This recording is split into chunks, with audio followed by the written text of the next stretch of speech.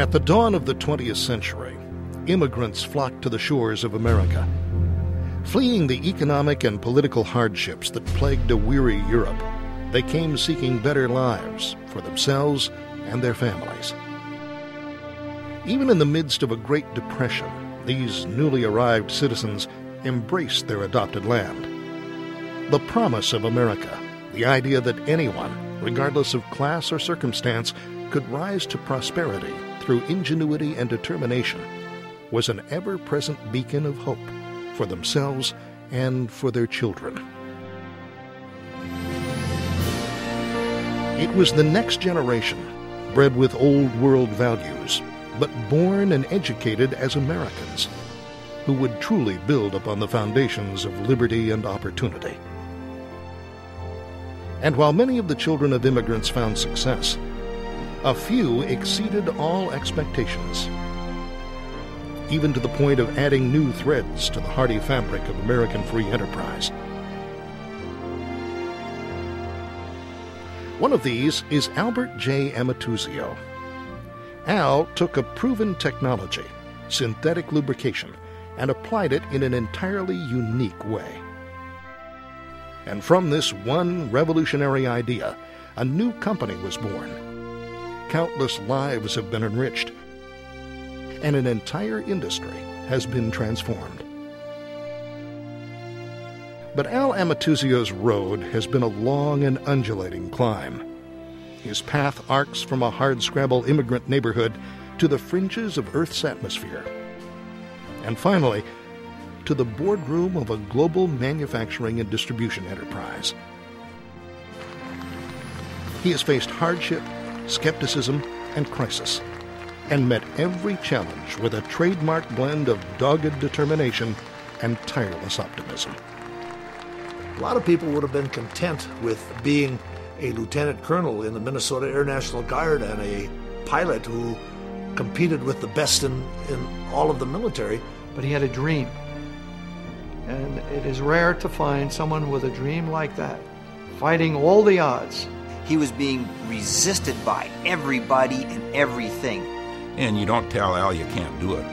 You just don't tell him that. Al had tremendous faith in the fact that synthetic oil was eventually going to become a very big factor in the marketplace. And it's only because of Al Amatuzio that the industry has grown like it is. That's the American dream. You know, you start from scratch and you build up a company. I think it's amazing. Al Amatuzio's story is one of vision and resolve, challenge and patriotism, innovation, and, in the end, realization of the dream that caused so many to seek new and distant shores.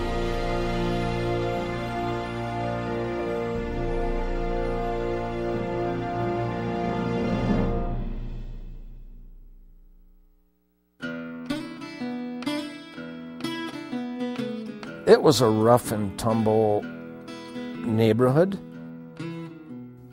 and those families that grew up down there, they knew how to fight and play and probably do a few things under the table and a little gambling, a little booze, and it had strong old country influences. They were sort of proud of it, actually. Definitely, there was a pride in your ethnic background, your ethnic heritage. And that was one of the things that I think helped meld the community together. The people understood that somebody, the next house or two houses away, was a different ethnic group. And you learned to appreciate and, if not understand them totally, you knew that they came from a different background. And the people learned to get along with each other.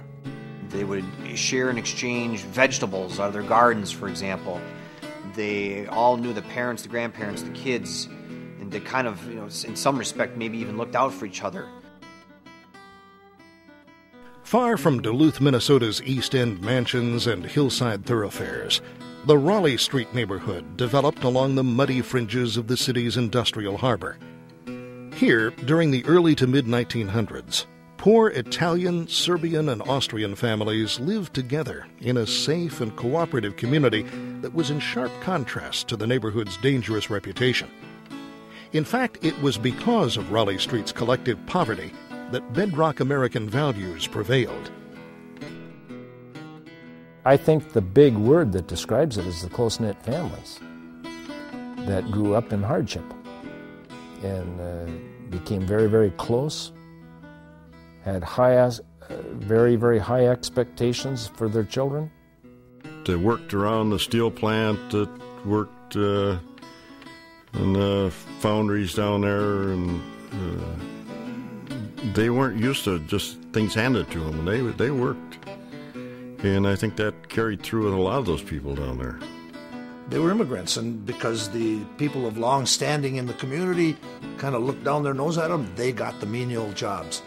But their offspring then progressed through the education system and worked themselves into a better standard of living. In the early 1920s, one of the families living in the Raleigh Street neighborhood was headed by Albert and Margaret Amatuzio. The young couple shared a strong Italian heritage. Our mother and dad both migrated from Italy.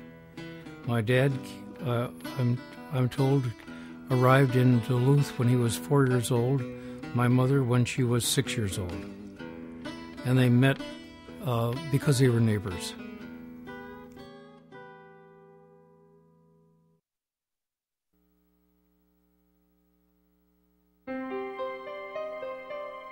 In May of 1924, Margaret Amatuzio gave birth to her fourth child and second son.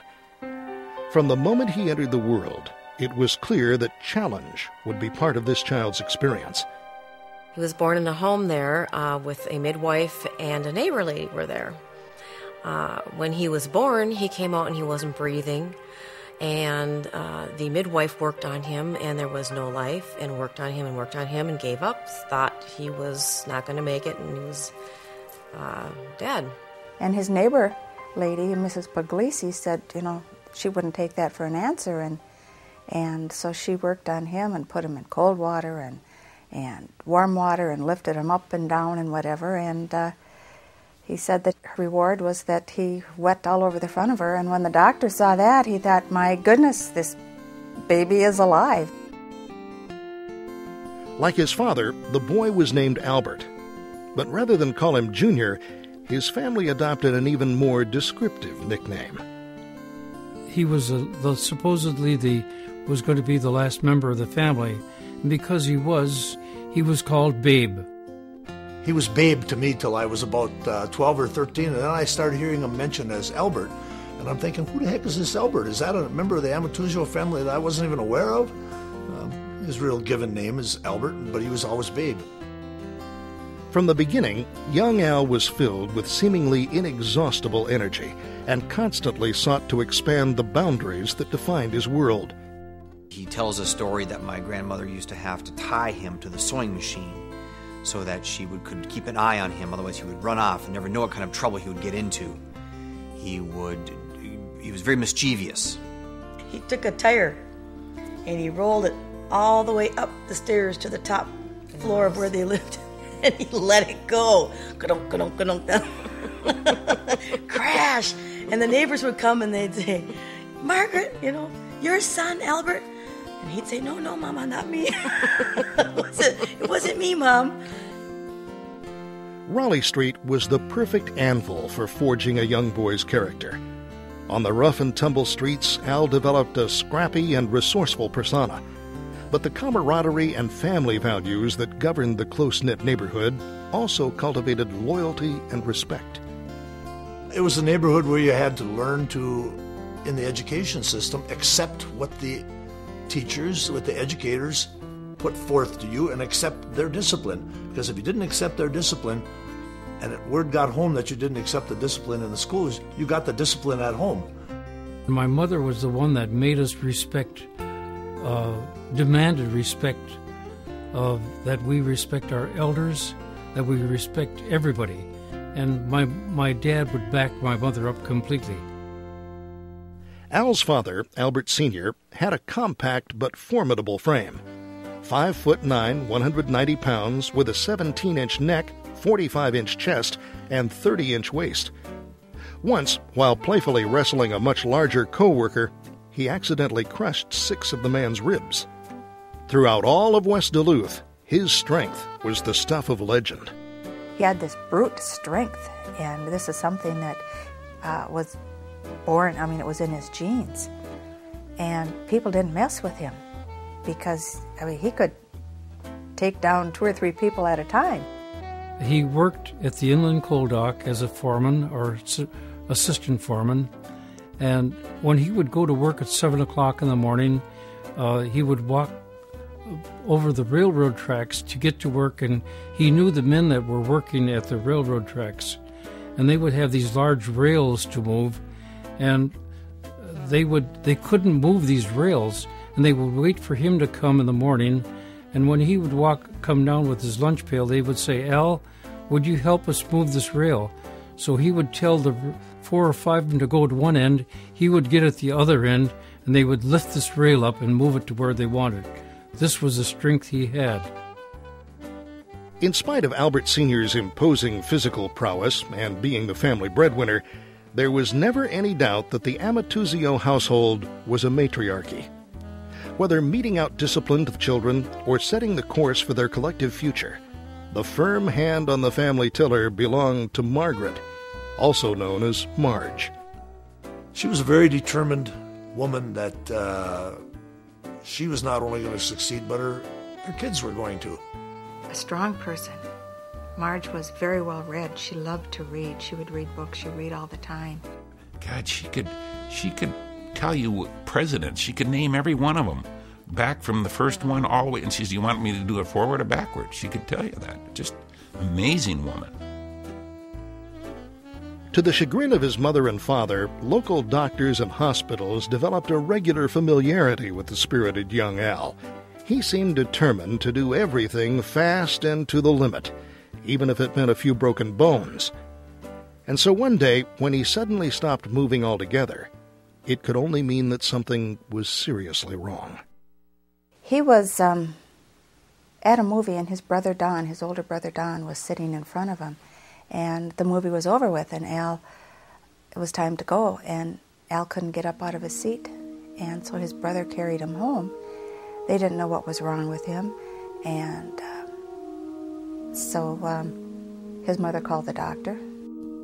And the doctor came over to the house, as Al tells the story, and he said, "He's not going to make it. He's not going to make it." And she says, "The heck, and she got a hold of the cab driver that was out there, and they threw a cab driver, picked up Al and threw in the cab and brought him out, got him to the hospital." And Al said he remembers the cab driver carrying him into the hospital and putting him on the gurney that was there, and then he blacked out. Al had developed rheumatic fever, a potentially life-threatening illness. Months in the hospital followed. Luckily, the disease never affected his heart or kidneys. Nor did it dampen his indomitable spirit. By the time he reached adolescence, an innate entrepreneurial drive was already in full gear.